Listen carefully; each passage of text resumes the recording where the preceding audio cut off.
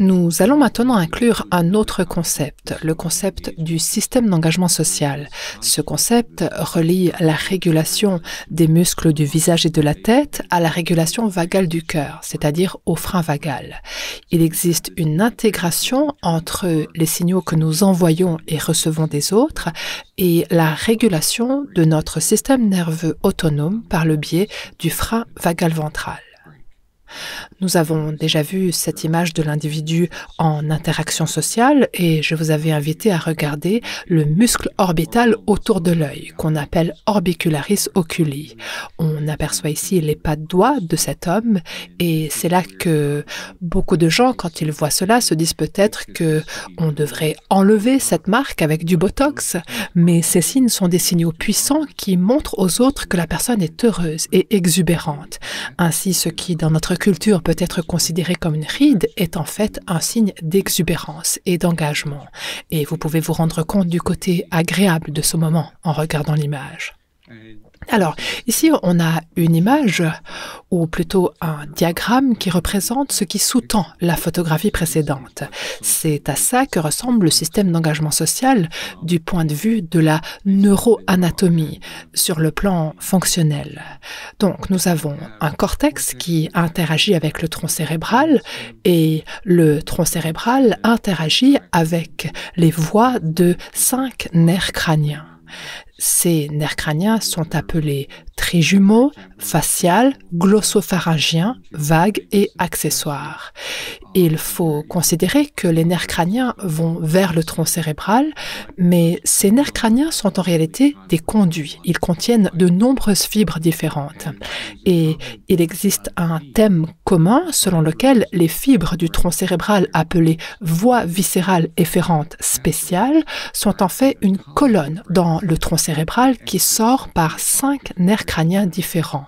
Mais cette colonne a évolué à partir des nerfs qui contrôlent, ou à partir plutôt de structures qui sont issues des anciens arcs branchiaux des poissons primitifs. Ces structures sont en quelque sorte devenues notre visage. Nous allons maintenant passer en revue chacune de ces structures et voir comment elles sont liées à notre capacité à interagir avec les autres. Nous allons commencer par la gauche et parler d'abord des muscles de la mastication.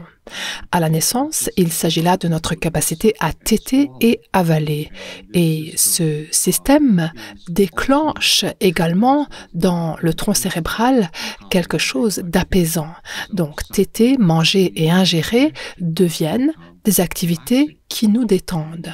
Et nous le faisons d'ailleurs dans notre vie sociale. Nous sortons déjeuner, nous sortons boire un verre avec quelqu'un parce que l'ingestion fait partie de notre comportement social.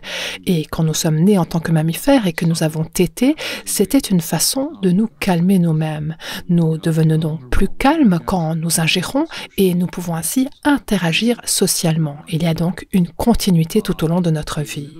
Quelque chose de peu connu ou de moins connu, ce sont les muscles de l'oreille moyenne. Ces muscles nous permettent d'atténuer les bruits de fond de basse fréquence et ainsi d'amplifier fonctionnellement les sons des voix, de la voix. Donc, nous commençons à entendre la voix humaine, c'est-à-dire, pour mieux le dire, lorsque les muscles qui entourent l'oreille moyenne fonctionnent, ils ont la possibilité de se contracter. Et en se contractant, ils resserrent le tympan et les sons de basse fréquence rebondissent sur l'oreille sans y entrer. Et c'est comme ça que les sons de la voix humaine peuvent être perçus et entendus. Ils atteignent d'abord l'oreille moyenne, puis passent par l'oreille interne et ensuite, à travers le nerf auditif, ils vont jusqu'au cortex auditif.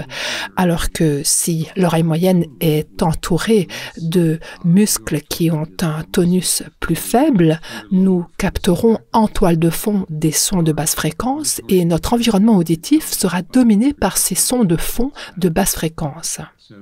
Donc, l'oreille moyenne joue un rôle important et quand nous regardons une personne, quand nous lui sourions, nous pouvons alors mieux l'entendre. Il y a un apaisement de cette personne.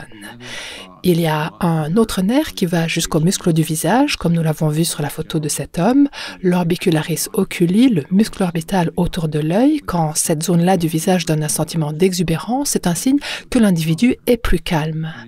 Et la partie historique que je trouve intéressante de mon point de vue, ce sont les deux zones suivantes, le larynx et le pharynx, parce qu'ils contrôlent l'intonation de nos vocalisations.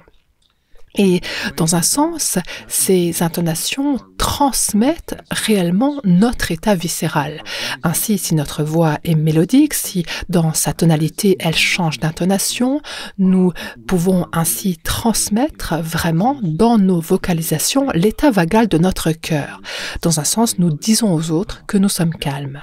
Alors, les thérapeutes comprennent cela intuitivement car ils savent que si la voix d'une personne est soit basse et monotone, soit plutôt bruyante et aboyante, cela crée un certain inconfort. C'est aussi le cas si la voix est aiguë et grinçante, alors que si elle a des aspects mélodiques, elle incitera au lien, à la connexion. Et cela reflète également la régulation vagale du cœur. Et ça, c'est dû au fait que le nerf laryngé ou larynx est régulé sur le plan fonctionnel par une branche du nerf vague. Donc, nous obtenons là littéralement un parallèle avec la régulation vagale du cœur dans tout ce qui est vocalisation.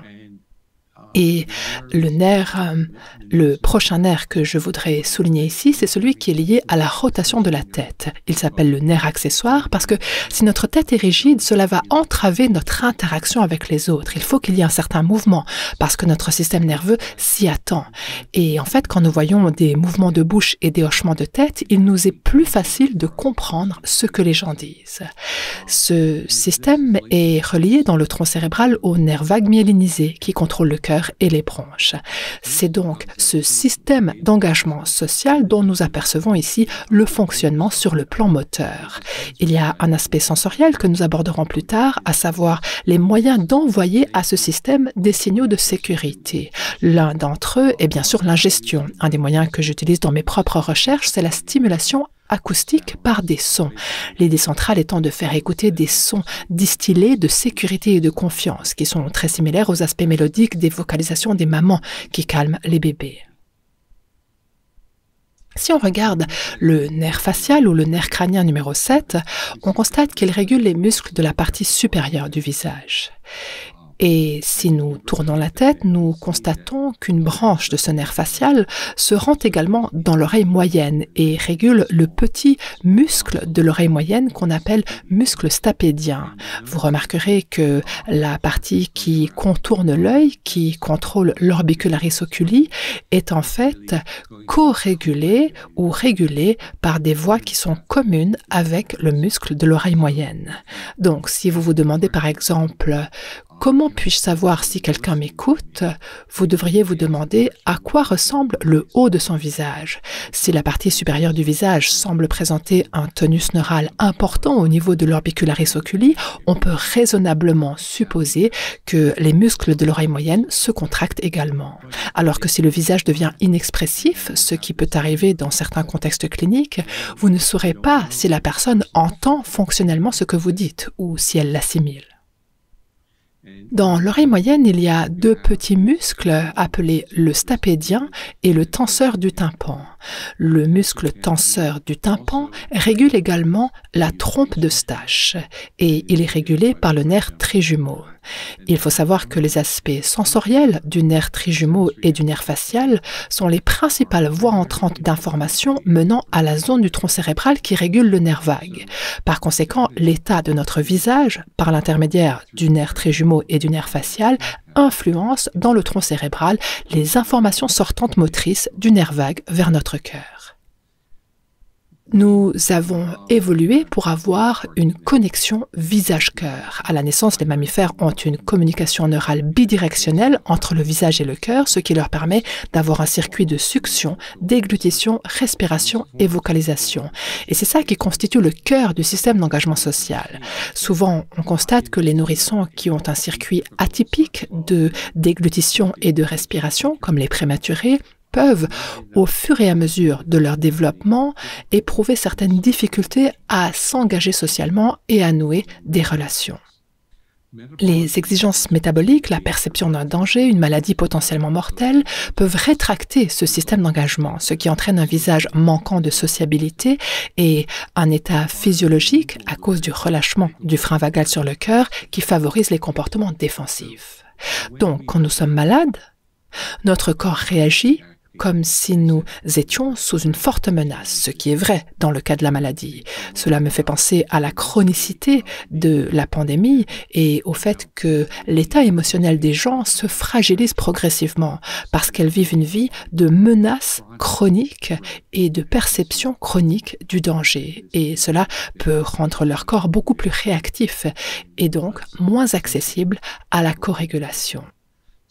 Le système d'engagement social chorégraphie sur le plan fonctionnel ce complexe sympathique et vagal dorsal pour soutenir la santé, la croissance et la restauration, favorisant ainsi l'homéostasie. Tout à l'heure, je disais que c'était le complexe vagal ventral qui en était responsable, mais le système d'engagement social est une composante importante de ce complexe vagal ventral.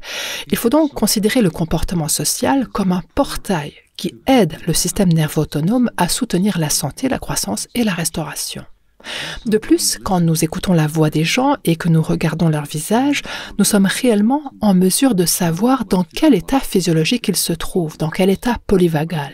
Sont-ils dans un état de sécurité et d'engagement social? Sont-ils plutôt dans un état de menace ou alors sont-ils dans un état de dissociation et de fermeture?